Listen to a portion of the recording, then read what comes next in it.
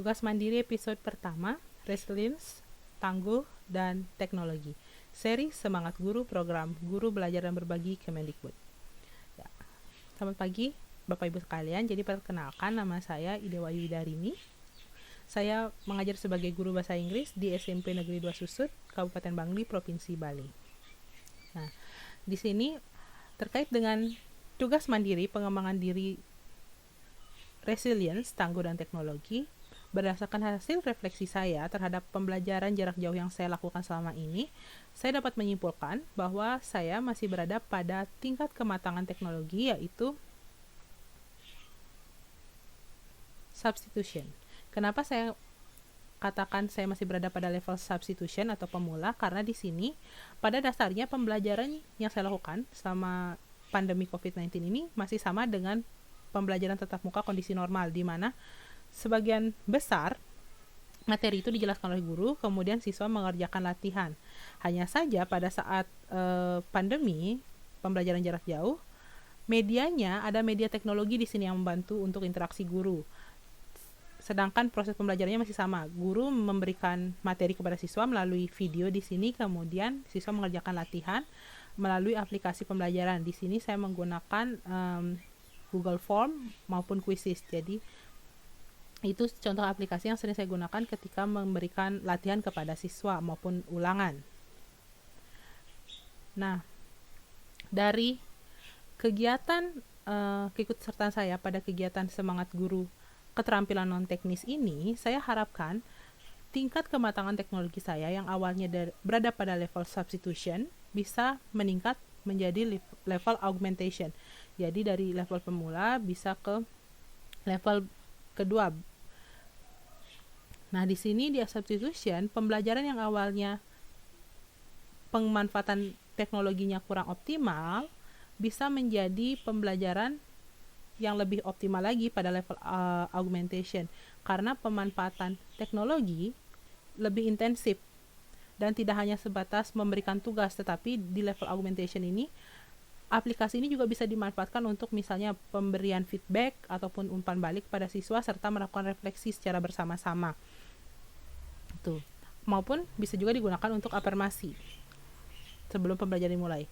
Nah, sedikit gambaran tentang pembelajaran yang saya lakukan pada kegiatan pembelajaran jarak jauh sebelumnya ialah di sini salah satu materi yang saya ajarkan tentang kartu ucapan dan jenisnya. Jadi greeting card and its type.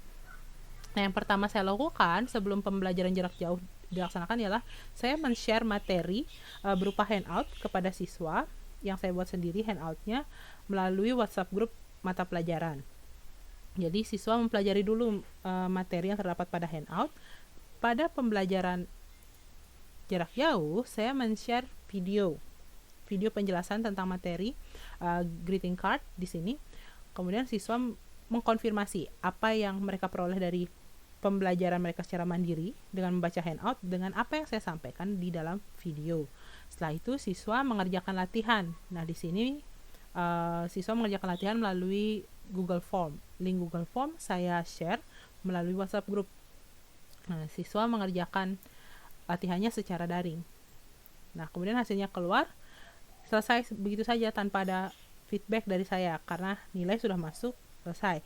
Nah, sasaran belajar yang saya inginkan di sini, siswa mampu mengetahui apa itu kartu ucapan, jenisnya, serta strukturnya. Tapi dengan pemanfaatan teknologi yang kurang optimal, maka pembelajaran jarak jauh ini pun masih sama sebenarnya seperti ketika tatap muka.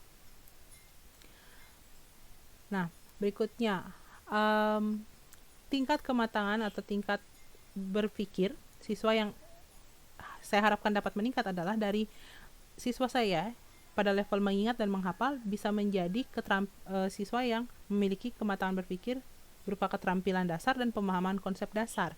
Jadi misalnya dari C1 level kognitifnya bisa menjadi ke C2, dari level kognitif C2 bisa menjadi ke level kognitif C3, seperti itu.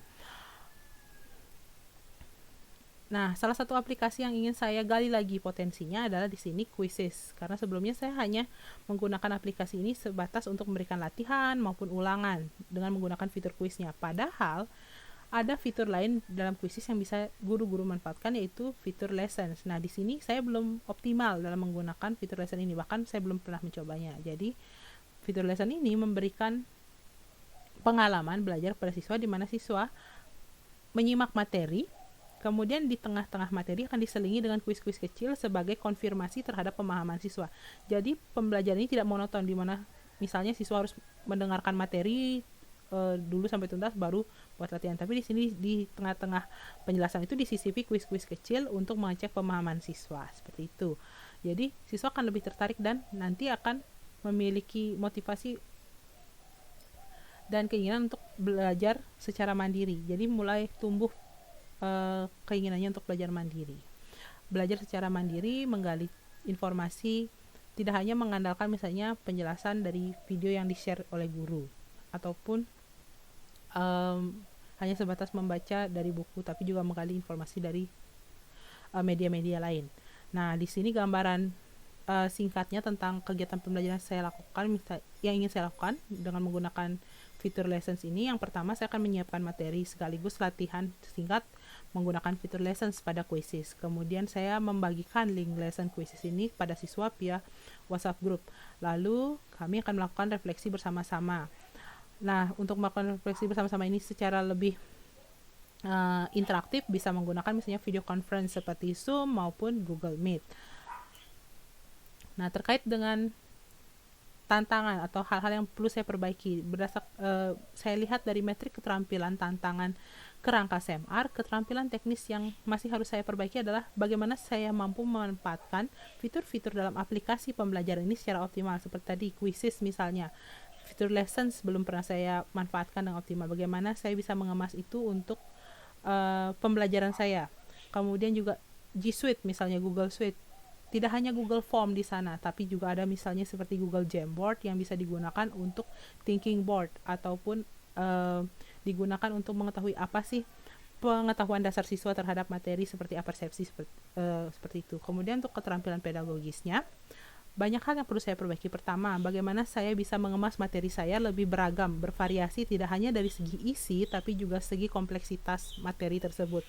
Lalu, tampilannya, bagaimana saya bisa mengemas materi saya menjadi bentuk handout yang menarik untuk siswa, sehingga siswa itu ada keinginan untuk mempelajari atau membaca materi tersebut.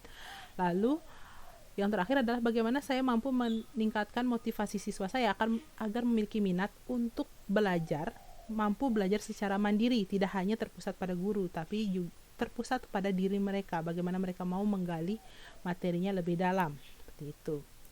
Nah, tantangan yang bisa saya temui dan pasti saya temui dari level substitution menuju augmentation, yaitu siswa yang tidak paham dengan aplikasi baru yang saya gunakan. Kemudian siswa tidak terbiasa belajar mandiri, di mana siswa itu berfokus pada penjelasan dari gurunya, karena level kognitif siswa di sini berbeda-beda. Nah, yang terakhir, materi ajar yang saya buat kurang menarik, baik itu dari segi isi maupun tampilannya. Nah, hal-hal yang bisa saya lakukan untuk menghadapi tantangan ini, yang pertama, saya mencoba fitur-fitur yang ada pada aplikasi itu secara optimal dan intensif. Jadi, pemanfaatannya bisa lebih optimal ketika pembelajaran dan bisa saya sesuaikan dengan keperluan siswa saya, seperti itu. Nah, berikutnya saya membuat tutorial penggunaan aplikasi untuk siswa, sehingga siswa yang bertemu dengan aplikasi baru ini tidak kaget dan bingung bagaimana cara menggunakan aplikasinya. Jadi mereka mempunyai panduan, oh seperti ini aplikasi tersebut. Jadi ketika mereka menggunakannya, mereka sudah memiliki gambaran dasar. Nah, berikutnya adalah saya sebagai guru wajib untuk berlatih membuat materi yang bervariasi dari segi isi, kompleksitas isinya, kemudian juga bagaimana mengemas tampilan materi saya dalam bentuk handout yang menarik, sehingga siswa saya dapat tertarik untuk belajar secara mandiri. Nah, demikian sedikit plan yang saya buat untuk diri saya terkait dengan pengembangan diri, resilience, tangguh, dan teknologi.